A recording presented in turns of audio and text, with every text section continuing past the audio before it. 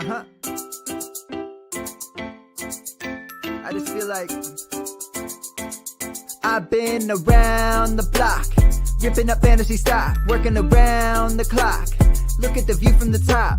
Researching rookies a lot? No, I just be listening to pods. Yeah, one in particular, I'm just a messenger. Let me just pass on the rock. Browning, Brunning, Bruning, pronouncing ain't what he's doing. What he's doing is not losing, but infusing you with new things. And there's Dennis the Bennett, yeah. The man is a menace, yeah. Building a dynasty, some of the finest things. Promise you won't regret it. Sly as a fox, cultured in pop. Give him his props. Here is a thought, here is a box, and you cannot compare them at all. So don't even try. Careful with the news, but when you use a take, I take up Tony Fire. I mean Dyer, because anyone else is a huge mistake. Whoa, fantasy round table, fantasy round table, yeah. Fantasy round table. Come take a look at the crown, baby. Hey, fantasy round table, fantasy round table, woo. Fantasy round table. Come take a look at the crown, baby. Go. Hello and welcome to another episode of the Fantasy Football Roundtable Podcast. It is Tuesday, November 5th, and we are just diving in to another big week of football. Actually, might be November. Yeah, this is 5th. I started to second guess myself. I don't usually try to guess the date.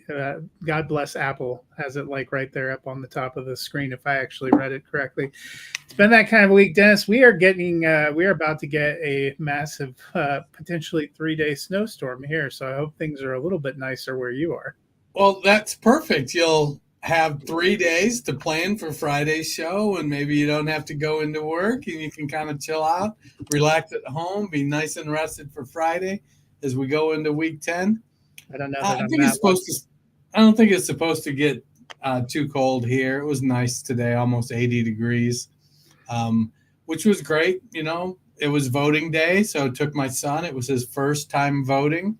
Hopefully this keeps him voting, you know, because he's in that demographic that historically doesn't turn out to the polls very often, that, you know, 18 to 35-year-old male. So we'll see. Yeah, I mailed mine a couple weeks ago, and I dropped my wife's off when I came home. Man, traffic. Gotta love it. I'm just grateful that next Sunday when we watch football games, hopefully there will be 100% less political ads. You know what we will also see 100% less of is Dak Prescott. On Sunday, the Cowboys played the Falcons. They lost 27-21, but more importantly, they lost Dak. Jerry saying today likely to go on to IR, which means a protracted absence. What is that going to mean for the Cowboys, who today their big deadline deal move was sending a 4th-round pick for reasons only God can explain to pick up Jonathan Mingo from the Panthers? Well, if I'm the Panthers, that's a great move.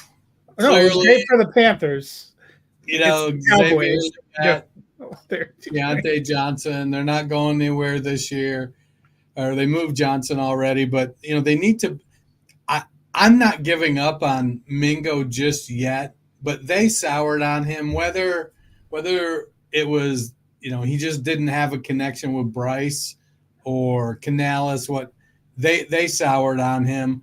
The price kind of feels like, you know, that league mate that overdrafts a player and then you're like, well, I want to trade him for this, and, you know, well, I'll give you a 6th, and they're like, well, I drafted him I paid a 2nd for him. And it's like, man, that's not my problem.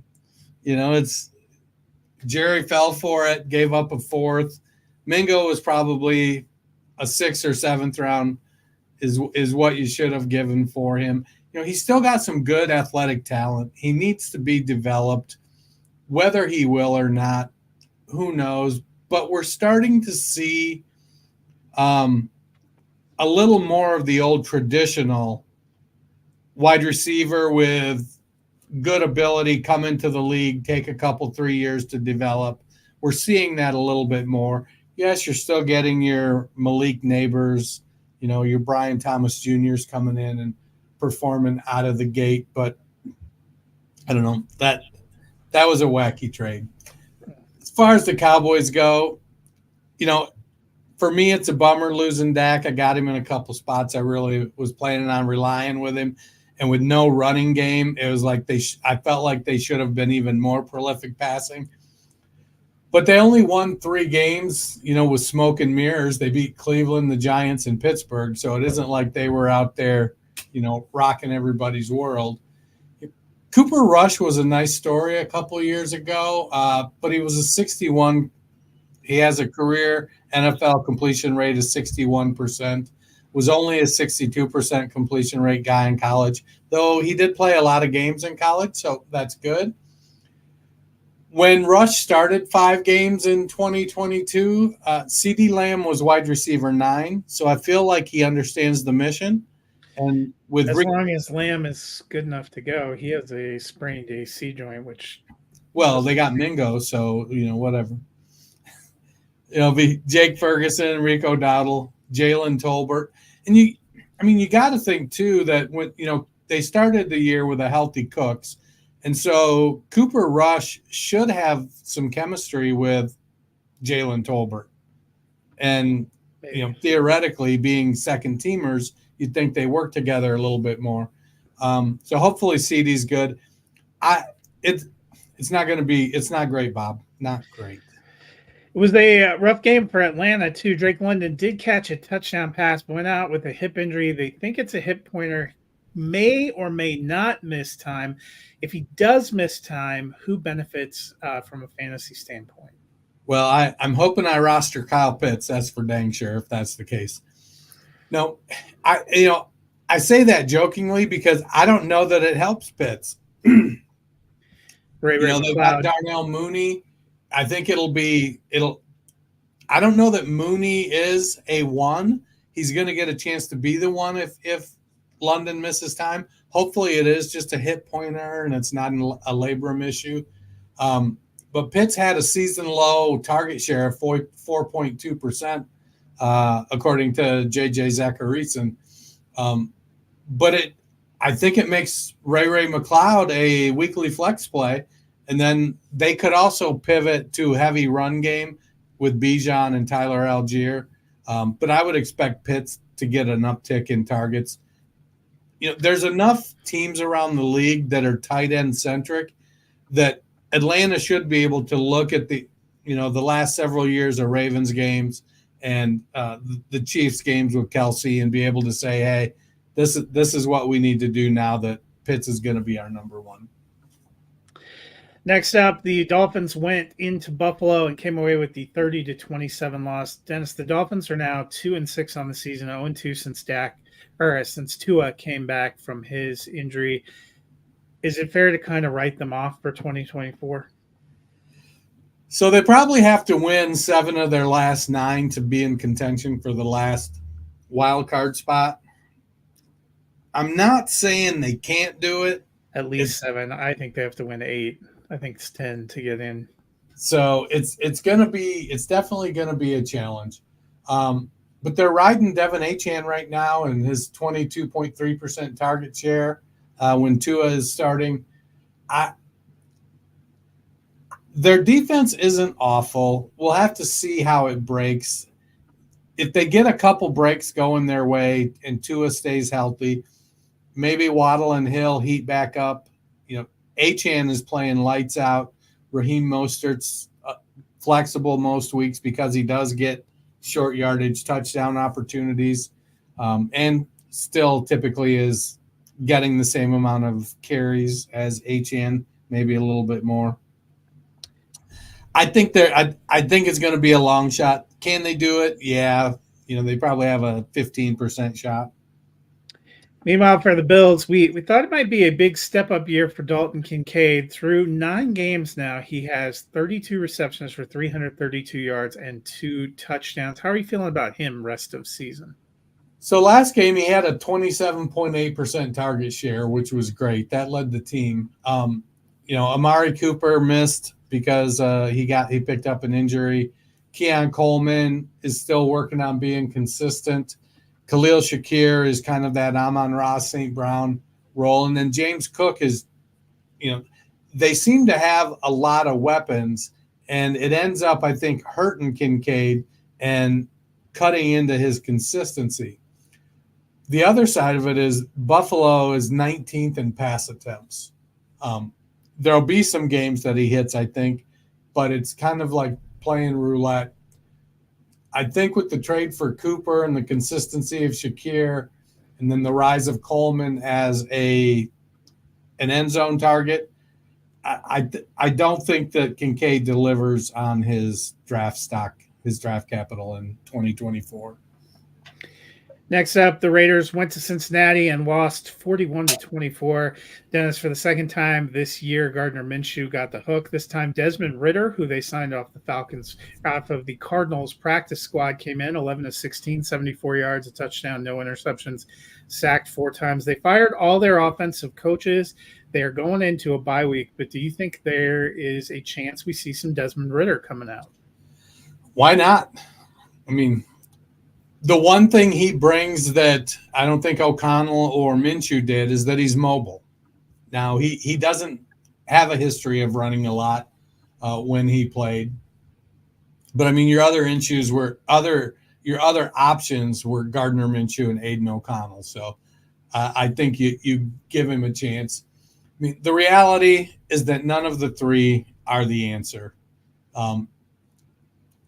He had 50 fewer pass attempts than Minshew, or 50 fewer passing yards than Minshew on 1 fewer pass attempt. So Minshew was going down the field a little bit more. And whether that's a function of Ridder only being with the team for a few weeks and not really being acclimated into the offense, at least now going forward, they're all at the same stage of being acclimated to the offense. I don't even think Ridder has been with the team for a week, because I think it was last week that Aiden O'Connell broke his thumb. Yeah. And they signed It hasn't been long. They signed Ridder after that. Meanwhile, for the Cincinnati Bengals, no T. Higgins, but it was no problem. They found Mike Gesicki. He caught 5 for 102 touchdowns the last 2 weeks with Higgins on the bench. He has 12 receptions for 173 yards and 2 touchdowns. The 3 games prior to that, he only had 3 receptions for 33 yards when Higgins was available. Is Mike Gesicki like a T. Higgins handcuff, and essentially that's it? It almost looks like it. I mean, with Higgins out, Gesicki gets a 19.7% target share. When Higgins is healthy, he's getting a 5.2%. So could they use him more? I think it's a function of, yes, they could. But I think when Higgins is healthy, it's just a function of Joe Burrow liking to use Higgins and Chase downfield because he's a gunslinger. When everybody's healthy, he's at best 4th. He's battling Andre Yosevich, and that's with him starting at tight end. And Eric All was coming on and taking tight end snaps. He tore his ACL, so he's out. So there is, I think if you can roll the dice and play Gesicki, I think now, depending on what the matchup is at the tight end position and whether or not Chase or Higgins is out. If one of the two of them is out, I think he's definitely in play. But Chase Brown and the acquisition of Khalil Herbert, I think that definitely they've got a running game too. Yep, and they're on a short week, so we should monitor Higgins closely. Next up, the Los Angeles Chargers went to Cleveland, got the 27-10 victory. Dennis, Quentin Johnson missed a couple weeks with injury, came back. Only 5 targets, caught 4 for 118 and a touchdown. He is one of those young receivers that has shown some upside. How are you feeling about him rest of the season? He looks like he's maturing, and Jim Harbaugh seems to have unlocked him a little bit. I'd like to see more volume. I'd like to see more volume consistently. Nobody doubted his speed. It just, we talked about it last year. Kellen Moore and the previous regime used him like they used Mike Williams. And that's just, while him and Williams are similar in size, their game is very different. And it just didn't work with Quentin Williams. Harbaugh coming in after having to face him in college and see what he did to the Wolverines when TCU went up against them, I think Harbaugh's got a strong a strong grip on what kind of weapon he actually is. I'd love to see him get into that 7 to 8 targets per game on a consistent basis. Josh Palmer looks good, and J.K. Dobbins is still doing his thing. But I think you're going to need to have a true alpha across from him to be able to unlock him and have a consistent running game. But getting him, as the number 2 that has the ability to run after the catch and use him in that way, I like it. Meanwhile, the shine kind of came off the rose for Jameis Winston a little bit in this one, but it's still on for Cedric Tillman. The last 3 weeks, he has caught 21 passes for 255 yards and 3 touchdowns, had 11 targets on Sunday. What are you doing with him rest of season? Well, I think Tillman, you're firing him up, man. Since he stepped into the starting lineup 3 weeks ago, he's averaging 11 targets, 7 catches, 85 yards, and a touchdown. You're going to fire him up. I think let me look here real quick, and we'll see over the last 3 weeks. This is going to be exciting radio here. Cedric Tillman he's still wide receiver 1 over the last 3 weeks since he got in there in PPR. So, he's big. He's 6'3", 211 pounds. He's got good speed. He's a good route runner. I think he's the guy there now. It looks it. The hard thing is that they traded away Zadarius Smith. They're not going anywhere, and they're stuck with that albatross of a contract that Deshaun Watson has. I think it looks to me like they're accumulating late picks because they know that they're not going to play Deshaun Watson ever again, but they're stuck eating all of that cap over the next 2 seasons. And so they're going to need a whole bunch of dollar scratch-offs. And so they're going out and getting them, and they're just going to bring in a whole bunch of young people, young players, and then try to coach them up. And then in 3 years when they're out of that contract, then they're going to try to make something happen. Next up, the Patriots went to Tennessee, came away with a 17-20 loss. Dennis, we've seen Drake May in there. He's given them a lift at times, but it is beyond frustrating trying to figure out who among his pass catchers that you want to play on Sunday. Hunter Henry had 7 receptions. Kendrick Bourne seemingly came back from the dead and caught 4 passes, 7 receptions, but only 35 yards for Demario Douglas. And Kayshon Boutte, who we were getting excited about, only 2 for 18. This feels like an offense that's, to charitably put it, in transition. Is this kind of a group that you're staying away from unless you're desperate in fantasy? It is. They've got some young players, and I don't know about the Kendrick Bourne move. I get it. He's the veteran. But let me see here. Boutte still led him in snaps at the wide receiver position. It feels like he started to establish himself on this team. Pop Douglas, and then Jalen Polk was the guy I think that took the hit because of Bourne coming back. But I like the young guys, and they all play kind of a different role. Boutte is your more traditional, big outside wide receiver. Polk is your speedster. Pop Douglas is your slot guy. So they all have a clear role. To me, they should have traded Bourne, but given his injury history, I know it was hard, but the guy you can rely on most weeks is going to be Hunter Henry. I like that Kayshon Boutte is getting lots of reps. I think that only helps him next year. And then we'll see what happens with, has Douglas peaked? Can Polk continue to grow? Tyquan Thornton has been inactive, and I think what's scarier for Douglas is, he had 7 receptions, one of which was for 21 yards. He only had 35 yards total, so 6 for 14 is feeling very JSN 2023 to me. It happened. The Titans, meanwhile, moved to 2-6. Both of their wins have really come with Mason Rudolph at the helm. He was 20 of 33, 240 yards, 2 TDs, and INT on Sunday. Not incredibly impressive, but would this team be better served leaving him in the rest of season?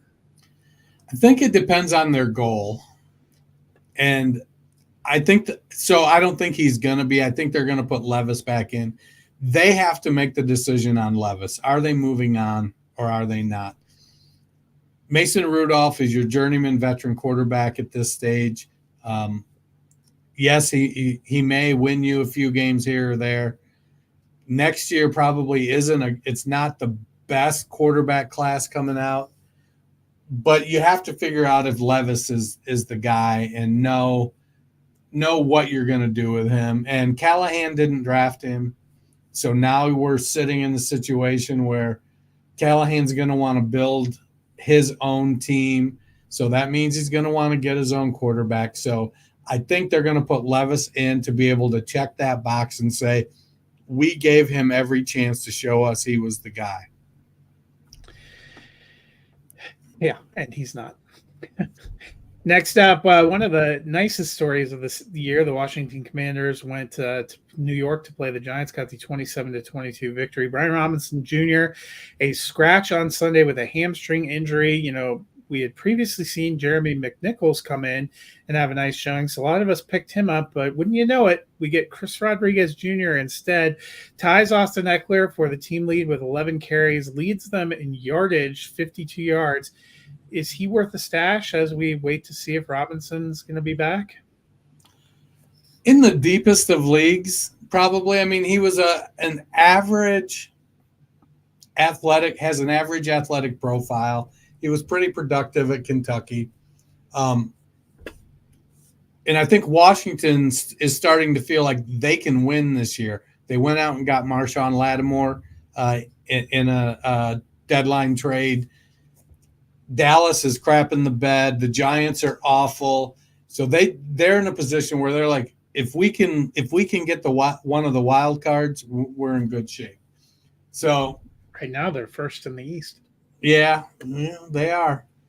To me, so Rodriguez, well, it looks like he was third on the team in snaps behind Eckler and McNichols, though he was second in touches. He did not get any targets. And again, like I said, he's got just an average athletic profile. So he's really a handcuff to Robinson or maybe even a handcuff to McNichols. I'm wondering if McNichols is the handcuff to Eckler, and they also use him to spell Eckler. And you're right that they brought Rodriguez. They're impossible to figure out. Yeah, both backfield and any wide receiver not named Terry McLaurin. It's like, God help me. They've been effective, but for fantasy, you're starting Jaden Daniels. You're starting Robinson when he's healthy. Eckler's worth a flex. McLaurin is in there, and then you let it ride. I'm like you. I might pick him up. You know, Eckler's been out with injuries this year. So has Robinson. So you could end up with something, but I don't know if you can count on that. So do you have an opinion on that trade, the Lattimore trade? You know, they traded. Let's see, Lattimore. I think it was good. They got Lattimore in a 25 fifth, and they gave up a 25 third, fourth, and sixth. It was only something like 19 draft spots higher than what Dallas gave up to get Jonathan Mingo. So, I think Lattimore will help. He's a good defender, and they're a good team. We might have just been wrong about which team it was going to be. We have seen the last few years somebody go from worst to first. It was trendy, and I fell into the same trend to pick the Bengals because they shouldn't have been the worst necessarily. But Washington had the number 2 overall pick. For them to go from worst to first, Philly's good, but they're not always reliable, and the rest of the East is dead. So they got a shot. Speaking of the rest of the East is dead, the Giants fall to 2-7, 0-5 at home. Brian Daboll still has his job for the moment. Daniel Jones, 20 of 26, 174 yards, did throw 2 touchdowns, no interceptions, ran for a touchdown on 7 carries. probably his best home start in a couple of years. But what is his long-term future? I think we're seeing it come to an end. He can be gone after this season with $22 million in dead cap. That's not an awful number. It feels high to me because I'm more in the like tens of dollars than the tens of millions of dollars, so that feels really high. But in salary cap issues for teams, it's not the worst case scenario. He completed 20 of 26. That's a nice percentage. Only 174 yards, but it feels like when he goes back into running a lot, then he's going to get injured. He doesn't have the durability of some of these other running quarterbacks, and they do. Their offensive line isn't great, and it's really. I feel like we're coming. They're going to have. I don't know if they'll have a new coach next year, but I do think they're going to have a new quarterback. Next up, the Saints went to play the Carolina Panthers, and they lost 22-23. It was seventh straight loss. They did fire Dennis Allen on Monday, so they have an interim coach. There'll be, I'm sure, a lot more organizational changes to come. But what I want to focus on, Chris Olave, he is having a bit of a rough go with concussions. He talked this last week about potentially wearing a Guardian cap. I believe he opted against it, but he went out with a concussion again, was actually transported to the hospital for a while. This is the third time he's been removed from a game this season with either a concussion or a suspected concussion. They're kind of piling up for him quietly in his career, going all the way back to Ohio State days. Is it time to worry a little bit about his long-term future? So my gut tells me no, but I could see him getting the Tua treatment where they're like, you know what, man, I know you're saying you're good, but we're going to go ahead and keep you out for a few weeks and just make sure everything's good. That being said, he wouldn't be the first guy to get a few concussions and go, you know what? I think I'm going to clock out here. Andrew Luck retired early. Former linebacker of the 49ers, Chris Borland, looked like he was headed in the, to be the next really good, I wouldn't say great, but a really good linebacker for the Niners, and just hung it up before his second year started and cited health reasons. I don't know if you remember former Colts wide receiver and Buckeye alum Anthony Gonzalez, now a state representative here in Ohio. He left football because of the head injuries and decided that he had enough. So I could see him go either way. It feels like that it's not gonna hamper him long term. I think that what happens though is the Saints, because they know they're not going anywhere this year, they've already fired their coach. I think they're going to put him on the bench on injured reserve so he'll be out at least 4 weeks, and then they'll take a look at that, and then maybe he's done for the year. Yeah, I have a similar feeling. If you roster him, best to look for alternatives. I know when I was doing rankings Mason today, Tipton. I took him out of rankings. Yeah, well, it's definitely not Bub Means. He's on IR, and Rashid I bet they wish they would have kept A.T. Perry. Who knows? Meanwhile, for Bryce Young, his week 1 game against the New Orleans Saints had to have been a low point in his career. And when he meets them again here as a starter, gets the home victory. Not incredible stats, only 16 of 26, 171 touchdown, interception, 4 carries for 9 yards. But is this a positive step for him? Yeah, I think it is. He still only had about a 61.5% completion rate. But they've got young guys in Leggett and Coker and Sanders that he needs to get reps with. So there's talk that Jonathan Brooks may finally be ready to go in week 10, that they've been being super cautious with him. But Young needs the reps just as much as these young wide receivers and other skill position players do. And maybe now the line is gelling. You know, they did bring in two free agent offensive guards to bolster the running game, which, you know, really seems to have worked for Chuba Hubbard. He's having a really good year. I kind of feel bad that everybody's clamoring for Jonathan Brooks, and Hubbard's like, man, I'm right here. You know, stop talking over me. Well, they didn't trade him, so yeah. So you know, Young he's got to get that completion percentage up into the high 60s. Get a few, you know, he needs to have those 3 touchdown games, you know, keep the interceptions down. Next up, the Denver Broncos went into Baltimore and lost 41-10. Dennis, there was a lot of positivity around Denver and how they were developing going into this game, but it was supposed to be a big test. What, if anything, did we learn about the Broncos? That it should have been an open book test as opposed to you know, a pop quiz kind of test. Unlike Tony Romo, who ruined 3.5 hours of my life by calling that game the worst announcer in the history of my lifetime. I do not think the Broncos are a playoff team.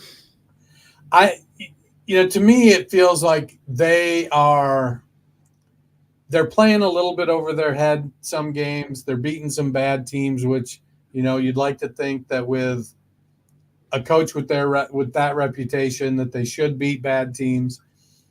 Nick's, you know, he had an okay game. He needs to throw more touchdowns.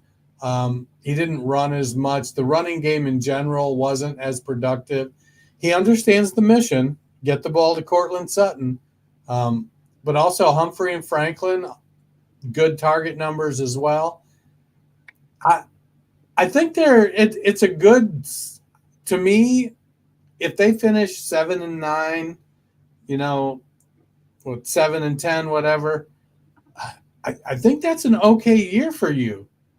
I think you don't want to get too high a draft pick, and getting to the playoffs as the 7th seed, I think is a false sense of security for how good the team really is. But you want Knicks to get reps and have good reps.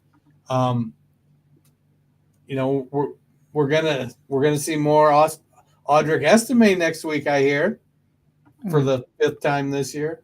I doubt it. Yeah. They are at the Chiefs, then home for the Falcons. I would not be surprised if they are 5-6 at that point. The Ravens, meanwhile, pretty good day, and despite playing a pretty decent secondary, Zay Flowers only 19 pass attempts for Lamar Jackson. That's all he needed, but 6 of those targets went to Zay Flowers, who caught 5 for 127 and 2 touchdowns, including a beautiful 53-yard bomb to end the first half. Are we underrating him a little bit?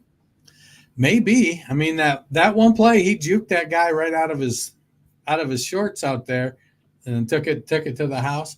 You know, Flowers is part of that class from a couple years ago that was like all a bunch of little guys and Jonathan Mingo. And by and large, you know, Mingo's the one we don't want. Yeah, Downs has looked good. Flowers, Addison, you know, these guys have all performed pretty well. It'll be interesting to see with the addition of Deontay Johnson, do they get a little bit more pass happy in some games? I don't think so. I think they'll continue to play the way they do, but Zay Flowers certainly seems to have established himself. He's taken the torch from Mark Andrews, for sure. Next up, the Jacksonville Jaguars went to Philadelphia, and they were getting blown out for quite a while. They did make a run, but they lose 23-28. Now 2-7 on the season. Is it kind of on to 2025 for the Jaguars?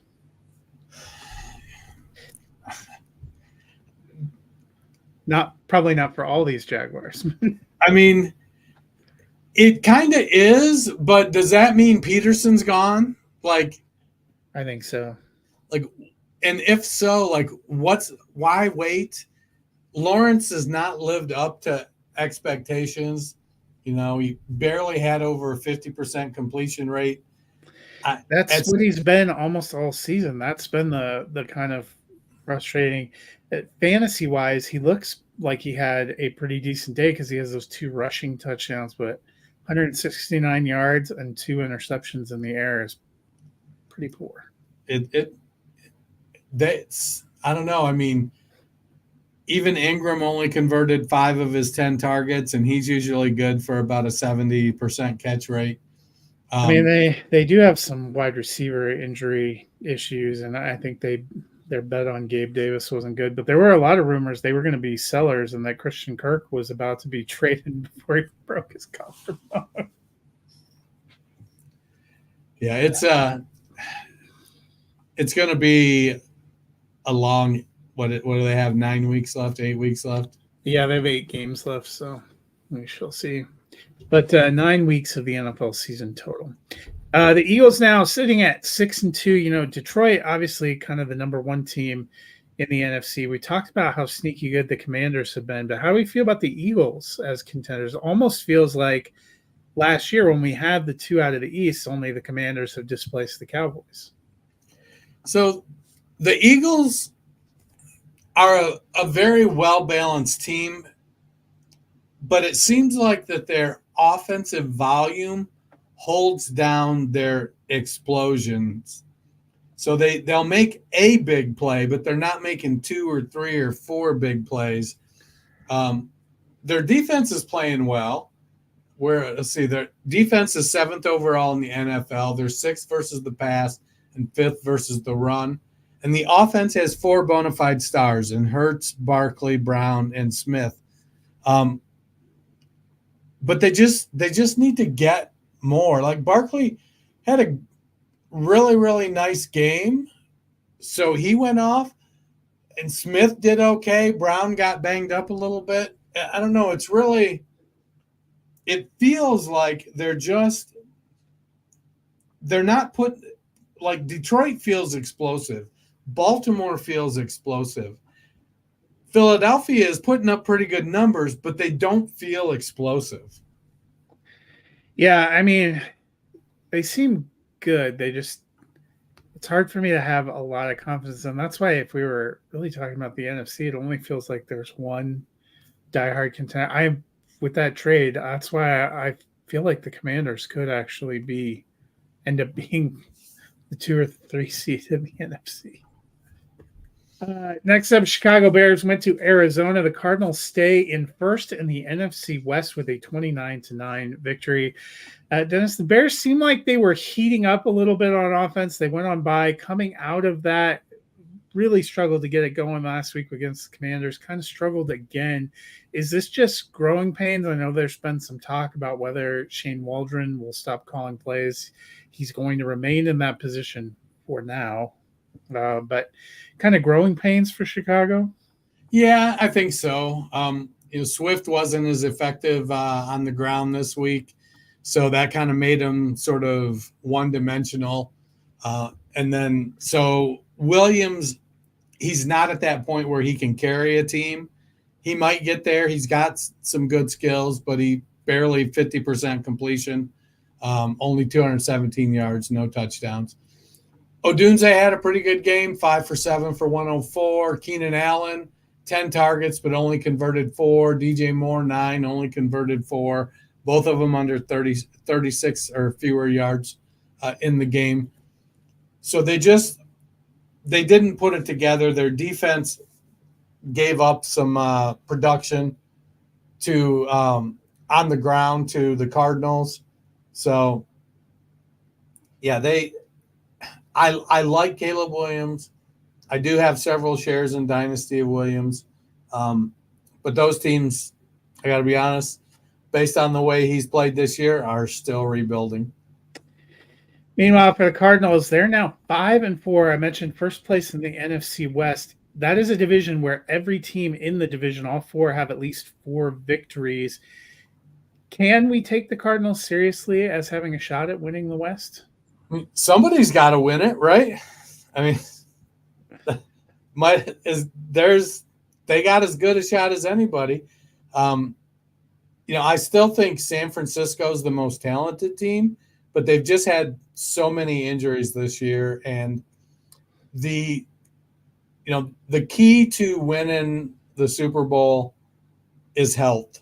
So I think San Fran, as much as we like to say, well, you can put anybody in that Shanahan system and they can produce. I think we've seen that, yes, but it's sort of, there is a reason the person was a backup. It's not Christian McCaffrey. It's not Brandon Ayuk. I think that the Cardinals, they put up 34 runs and 20 passes, and Murray only ran the ball twice. They won by 20 points, but typically if they're only throwing the ball 20 times and Murray's rushing it just twice, they're not usually going to be on the winning end. Yeah, and of course they gave rushing touchdowns to every running back or everyone who carried a ball except for James Conner, poor guy.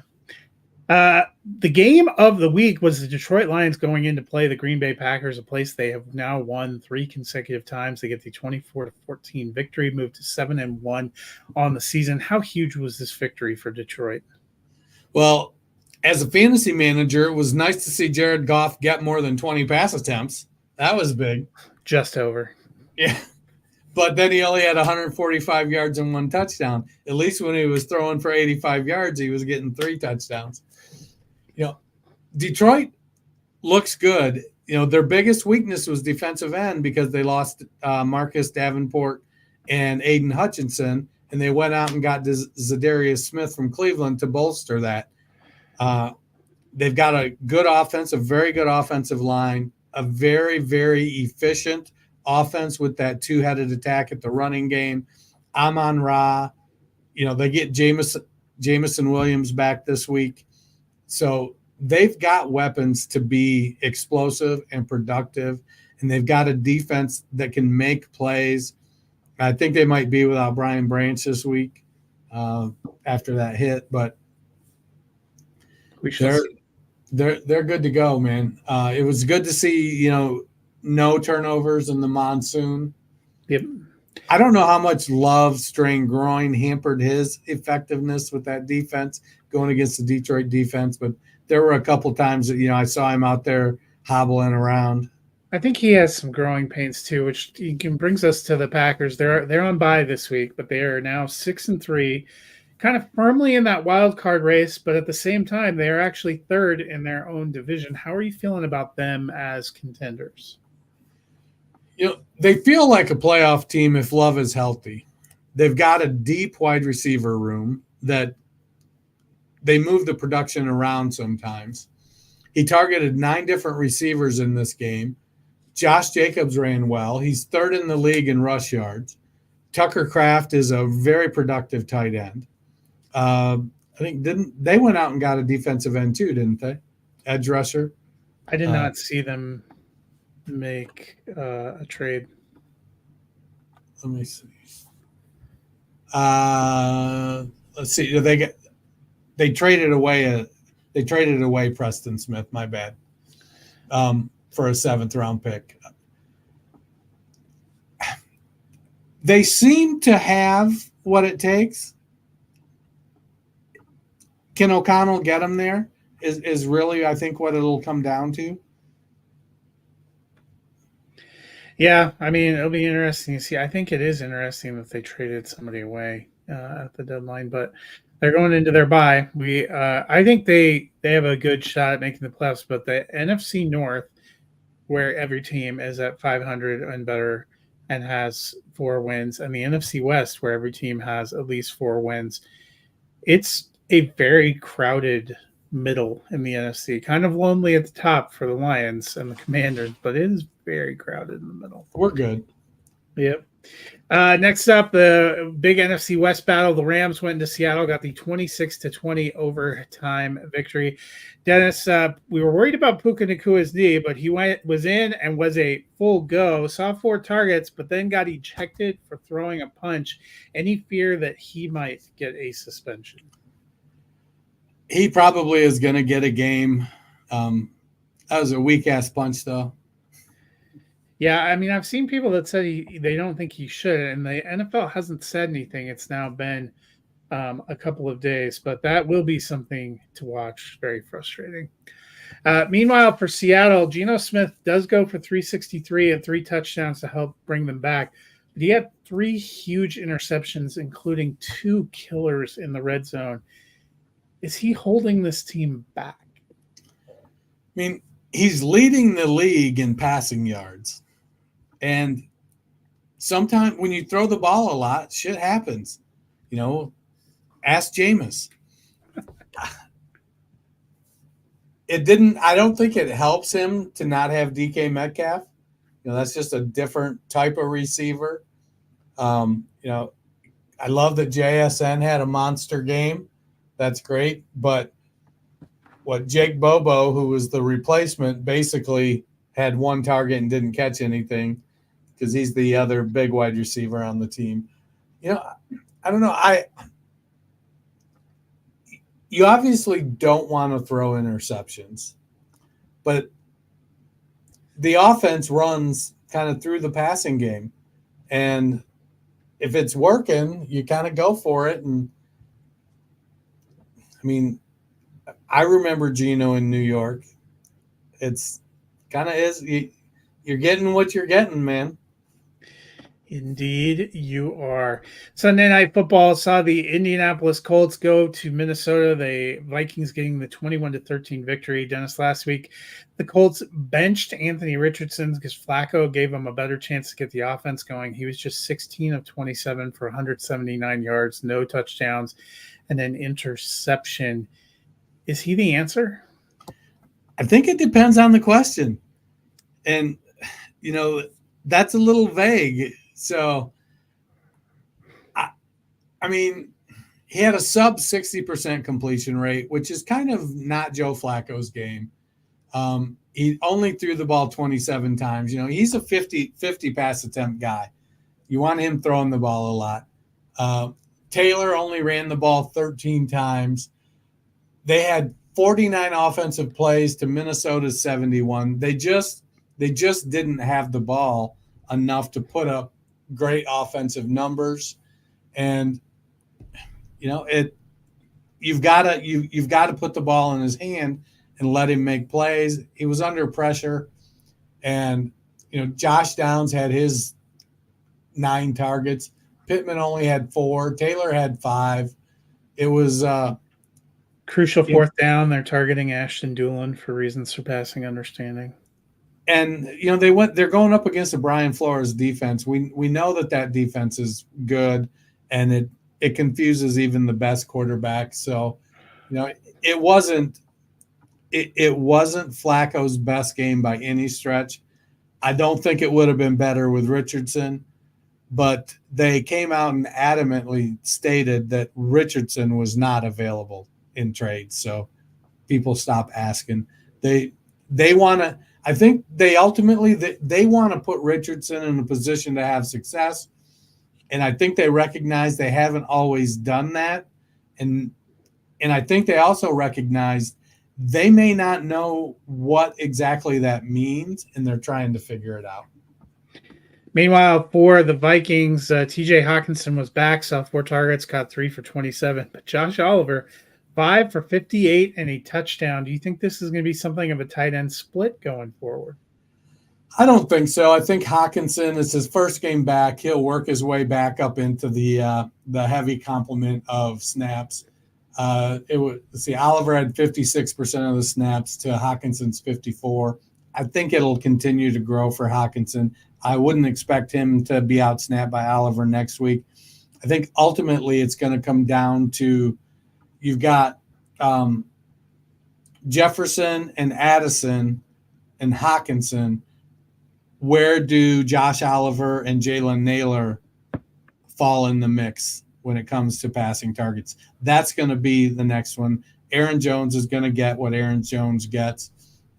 He's hit 4 for 4 last week, 18 yards. That's kind of Aaron Jones' thing. He's going to be productive. He wasn't as good in the run game, though. Cam Akers has made. Is it Matt? It's not Madison. Ty Chandler redundant, it seems. But no, Yeah. I think that Oliver is going to end up battling Jalen Naylor for being the fifth wheel in this offense. Yeah, Ty Chandler's value seems to be dead. Monday Night Football saw the Tampa Bay Buccaneers go into Kansas City. Also pushed them into overtime. The Chiefs get a 30-24 victory to remain unbeaten. Dennis, second game for the Buccaneers without their top two wide receivers, really top three receivers, because Jalen McMillan was also unable to go. Another big game for Cade Otton. We saw them use the running backs. Sterling Shepard catches 3 of his 4 passes on the final drive of the game. What do you make of this passing game? Well, they lacked anybody to press deep. And, with McMillan out, he was really that guy. Sterling Shepard, we know what he is. He's Pop Douglas. He's that guy. They couldn't generate first downs or extend drives. They had 31 fewer offensive plays and 15 fewer minutes in time of possession. Cade Otton has turned into a stud. I don't know what happens when they get 2 healthy starting outside wide receivers next year to go along with this stable of running backs. But the running backs didn't produce big numbers either. I think we have to recognize now this is the best defense Kansas City has had. And they may win their 3rd straight Super Bowl, and it's going to be on the back of the defense. I mean, Mahomes will get a lot of credit because he makes plays, but this defense is outstanding. I think ultimately, aside from my sadness when that second Baker Mayfield touchdown propelled you to victory over Cole, I was sad there. I think Cole was playing you this week. No, maybe he wasn't. I think you were playing Jackie, weren't you? I don't remember. I think I have Cade Otton. That must be what you're. Yeah. I don't know. Baker is doing what Baker does. He's going to be pretty good. He'll have some games where he doesn't quite get him over the top.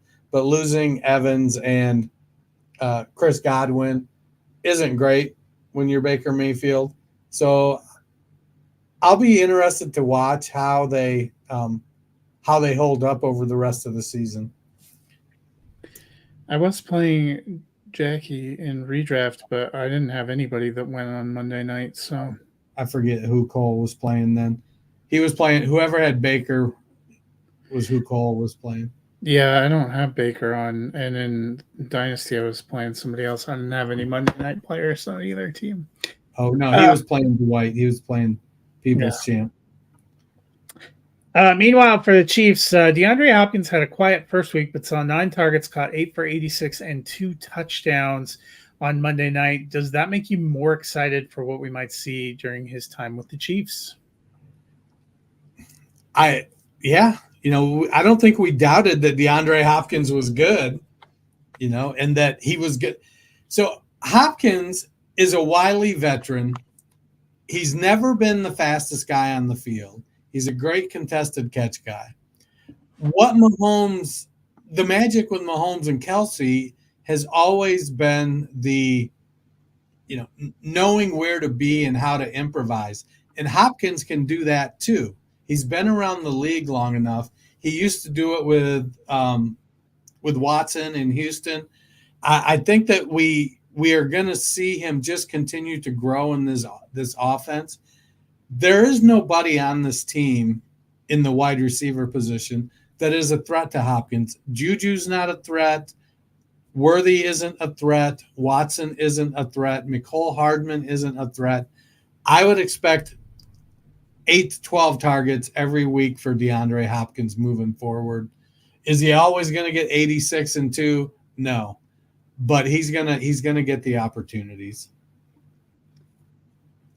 That'll do it for the games last week. But before we get out of here, Thursday Night Football, an interesting divisional matchup. The Cincinnati Bengals 4-5 at the 6-3 Baltimore Ravens. Both teams really needing it. I mentioned before watching T. Higgins, he did not practice today. He's listed as a non-participant still, which does not bode well for his availability. The good news for the Bengals, Orlando Brown was a limited participant, so they may get their tackle back. The Ravens, Lamar Jackson didn't practice, but probably a veteran rest day for him. And John Harbaugh said we may see Keaton Mitchell. So what are you excited about with this game? Well, the last game they played was a 41-38 Baltimore win back in week 5. And so that's exciting. Why am I not showing any picks for week 10? That's not right. Sorry about that. Lamar threw 4 TDs, 3 of them tight ends. Cincinnati is 22nd in fantasy points to running backs, 7th in fantasy points to tight ends, and 22nd in fantasy points to wide receivers. So it seems like it's setting up to be a Mark Andrews, Isaiah Likely kind of game again. But we've also seen Derrick Henry's been heating up and kind of eating up. So the Bengals don't have the best defense. It's going to be a shootout again. Burrow threw 5 touchdowns the last time they played. Higgins and Chase combined for 19 to 26 for 276 yards and 4 touchdowns between the two of them. Not having Higgins is going to hamper that, but Chase Brown has taken over and provided a ton of explosiveness from the running back position. We've seen Mike Gesicki step up in games where Higgins is out. With Eric All out, I don't know what the tight, they're going to end up using Sample or Tanner Hudson as that second tight end because Gesicki will be a little more involved in the passing game. I think it's going to be – I don't think it's going to be 41-38. I think it's probably going to be the Ravens by a touchdown. Yeah, I am taking the Ravens as well. The Ravens really – everybody talks about them like they're the best team in the AFC, but they have a couple of really suspect losses to the Raiders and, no offense to you, to the Browns. In Cincinnati, if they get a win here, that would be huge in this kind of divisional race and huge for the quiet contender Pittsburgh, who was off last week, made a couple of trades. Do you like Mike Williams to the Steelers? He's a not as good George Pickens. I mean, they're kind of the same guy. He might be better than Van Jefferson. Yeah, but I mean, he doesn't. Him and Jefferson don't play the same position. So if they're running 3 wide receivers, having Williams out there opposite Pickens with Jefferson in the slot, that probably makes them a marginally better. It's probably better for Najee Harris, I think. I like Mike Williams. He just has never been able to be consistent. He's going to make some big plays, but he's going to provide a deep threat. Maybe he becomes the 9 route guy, and he's out there running wind sprints and allows Pickens to play a little more intermediate. George Pickens is just better. So I don't hate it. I think because he is better than the other wide receivers on that other outside wide receivers on that team. Well, that'll do it for us today. Big battle for AFC North on Thursday night. Both of us picked the Ravens, so we'll see how that goes. We will be back on Friday with a look at all of the Week 10 games. The Packers, Browns, Seahawks, and Raiders are the teams that are out this week, so plan your lineups accordingly. Dennis, if people are not interested in watching electoral math tonight, what can they do to fill their time in a more edifying way? Well, before I get to that, so we touched on the Mingo trade earlier and then just the Mike Williams trade now. Do you think the Khalil Herbert trade helps Cincinnati in any way? No, I think they just needed another running back. I liked what I saw from Chase Brown last week. Yeah. I mean, I just don't know that he's got it. I don't know that he can hold up to 27 carries. Yeah, I mean they'll ideally want to mix somebody else in. I don't. That didn't move the needle that much for me in fantasy. I did put Herbert back inside my top 50 at running back. So you're welcome, Well, America. if you don't want to watch the election coverage tonight, we have over 700 shows in our backlog. You can go to your favorite podcast platform, hit that search bar, type in the Fantasy Football Roundtable podcast. Give us a subscribe, hit that like button, leave us a rating and a review. Watch Khalil Herbert be inactive because he hasn't had enough time with the team to play Thursday night. Either that or he's going to get 13 carries for 112 yards. There really is no in between. That'll do it for us tonight. Everybody stay safe out there, whether it's weather or shenanigans out in your neighborhood. Stay safe, and we will see you on Friday. Until then, have a great week.